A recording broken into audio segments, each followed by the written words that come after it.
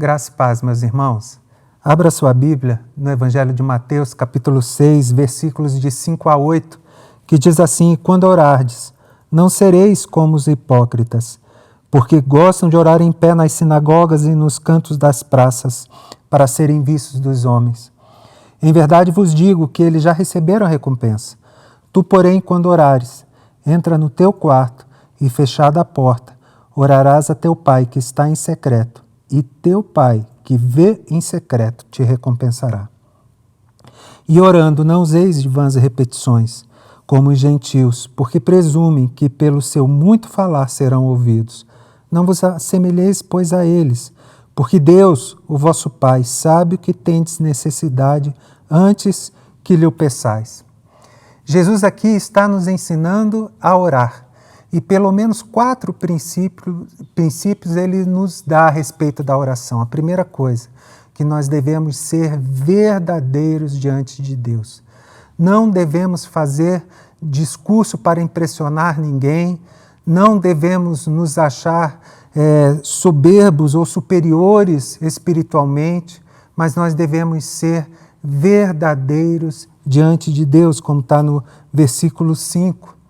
A nossa recompensa vem do Senhor e não de homens.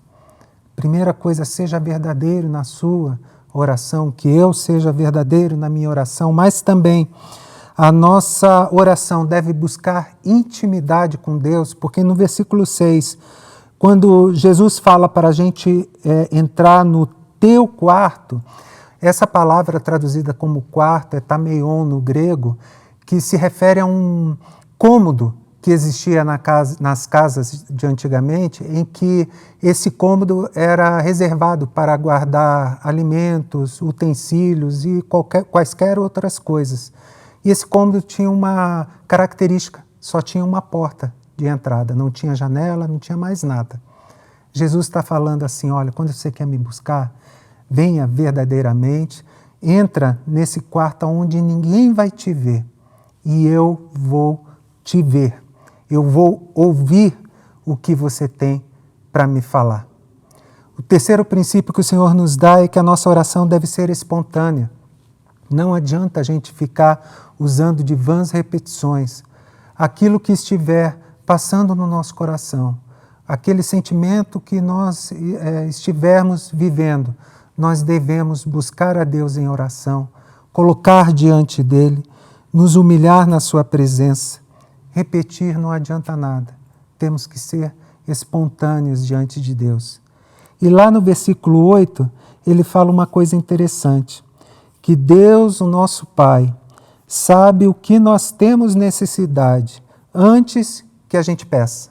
Então, a gente pode deduzir o seguinte, que não precisa nem orar porque Deus já sabe? Não. Deus já sabe a nossa verdadeira necessidade. Mas esse movimento da oração nós devemos fazer, porque nós precisamos de Deus, não Ele da gente. Nós é que precisamos, na nossa caminhada de fé, aprender o que é humildade e o que é dependência de Deus. Eu gosto muito de uma frase de C.S. Lewis, que ele diz assim: a oração nos aproxima de Deus, revela a nossa dependência, nossa fome e sede por sua vontade. Muda principalmente a mim. Muda a minha visão de Deus, a minha visão do próximo e a minha visão das circunstâncias. A oração tem esse poder também de nos transformar diante de Deus, dos homens e das circunstâncias. Que nós possamos ter uma vida dedicada de oração, de comunhão com esse Deus que tudo pode. Vamos orar?